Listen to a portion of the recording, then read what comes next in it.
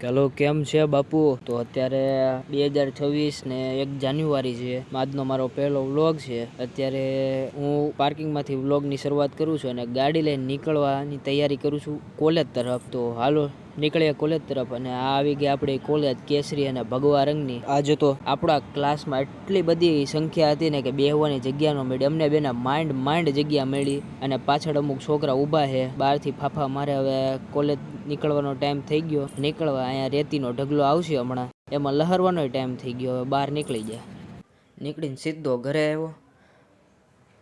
ઘરે આવીને બાવણા બંધ કર્યા.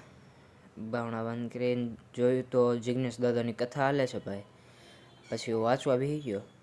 મેં એક પુસ્તક વાંચવાની શરૂઆત કરી જેનું નામ છે સદીઓનું શાણપણ. અને એમાં મેં કવર પેજ ઉપર એક મસ્ત વાક્ય વાંચ્યું: જેઓ જીવતા નથી એમને જ મૃત્યુનો ડર લાગે.